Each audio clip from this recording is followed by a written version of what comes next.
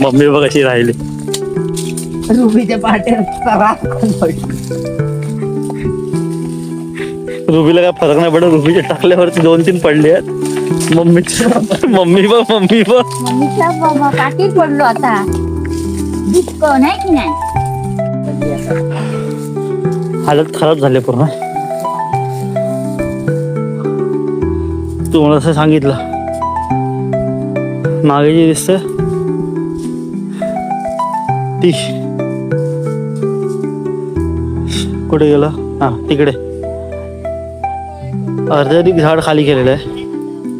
फक्त आता वरची जी बाजू टोकाची बाजू तिकडे सगळे डार्क आहेत आणि सगळे पिकलेले आहेत ऑलमोस्ट. तर आता बघूया कसं काय होतं ते, कसं काढायला जमतं किंवा काय. शक्यतो मला वाटत नाही पॉसिबल आहे, नाहीतर मग उद्या शिडी आणून ते सगळ्या गोष्टी काढाव्या लागतील सगळे रतांबे. बघूया आता. झाले ना. पिशवी आता आमची पूर्ण भरलेली आहे. हे किती किलो असतील काकी? आहे काय माहिती आता, माका माहिती तरी अंदाजे. तरी पण 20 किलो असते की नाही. 20 किलो काकी काय गंमत करतं. अजून 20 किलो वर 65चा मी आहे.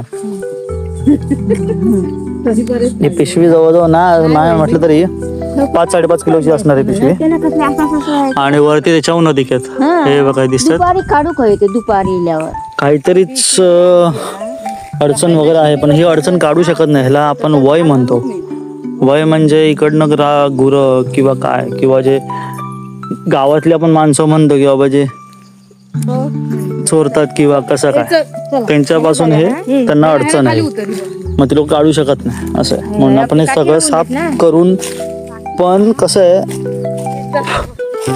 साफ करून पण ठेवू शकत नाही असं आहे. सो फ्रेंड्स, रतांबे काढून झालेले आहेत आणि नंतर मग आता आपल्याला हे सगळे रतांबे एका ठिकाणी गोळा करून ठेवायचे आहेत आणि हे उद्या आपल्याला फोडायचे आहेत. तो पण एक मिनी ब्लॉग मी तयार करणार आहे की ते रतांबे फोडले कसे जातात, आपलं घर कसं काढला जातो आणि त्याच्यापासून आपण काय काय तयार करू शकतो घरगुती.